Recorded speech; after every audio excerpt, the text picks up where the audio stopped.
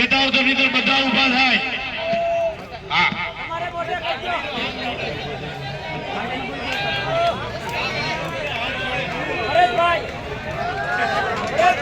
પરેશભાઈ બીજી કોઈ વાત નહીં, લડાઈ કરશો બે વાંધો નહીં, બે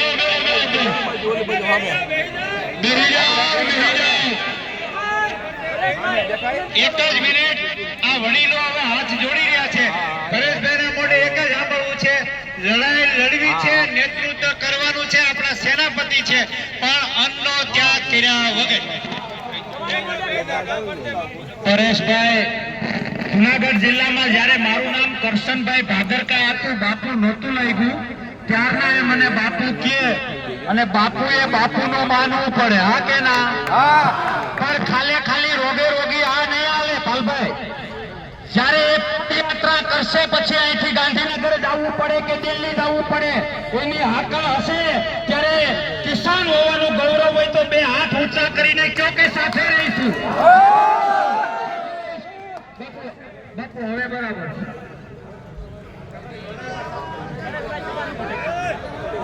આમ તો બેસી જાઓ, બેસી જાઓ, 2 મિનિટ છે, 2 મિનિટ બધા બેસી જાઓ, બધા બેસી જાઓ, બધા બેસી જાઓ, બધા બેસી જાઓ. હજી આપણે આગળનું તમને કાર્યક્રમ કહો, હજી આપણે થોડીક વાર હવે સમય. આમ તો મેં ભાઈ એવી જાહેરાત કરી હતી કે પરેશ ગોસ્વામી એટલા વર્ષમાં પહેલી વખત તમારો 1 દિવસનો સમય માગે છે, એટલે સમય તમે બધા આપ્યો છે, પણ આપણે બધા શાંતિથી આ બધા આદેશ.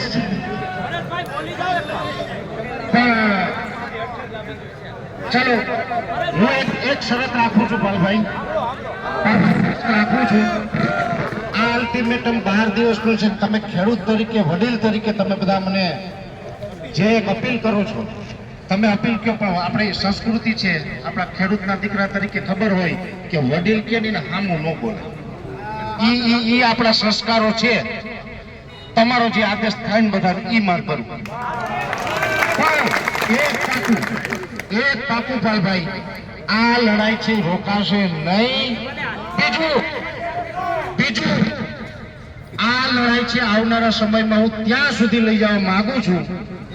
આ 3 માગણી છે ને એ પૂરી ન થાય તો આ ગુજરાતની અંદર એક નવો ઇતિહાસ રચાશે.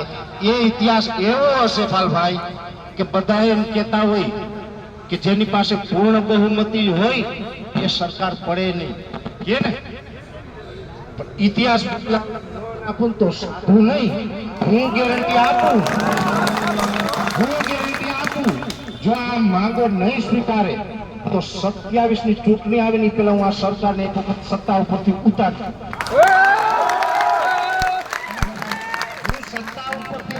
દઈ. અને આ જ્યાં સુધી લડાઈ ત્યાં સુધી તમે જે ખેડૂત ભાઈઓ મને દરરોજ આશીર્વાદ આપો છો, તમારા આશીર્વાદની જરૂર પડશે. તમારા આશીર્વાદ વગર હું બધી શકવાનો નથી. અને આ આપણે 12 દિવસનું અલ્ટિમેટમ આપીએ છીએ. આ અલ્ટિમેટમ આપીએ 12 દિવસ પૂરો થાય ત્યાર પછી આ બધા જ ખેડૂતો એટલે એમાં પાલભાઈ આવી, એ પણ ખેડૂત છે, દર્શન બાપુ ખેડૂત છે, આપણા વડીલ ભીખા બાપા છે, અને આપણે જય જવાન જય કિસાન કહીએ એવા કિસાનો તો છે. આપણા અહીં જવાન પણ આપણી સાથે છે કે જેને દેશ માટે 3 લડાઈઓ લડી છે. એટલે તમામ મંચસ્થ આગેવાનો, સામે બેઠેલા બધા ખેડૂતો, આ જે થશે ને એ દિશામાં લડશું. પણ જ્યાં સુધી માંગ પૂરી ન થાય ત્યાં 1 દિવસ પણ શાંતિથી સુઈશ ની આવું જીતમાં છું. હવે અહીંયાથી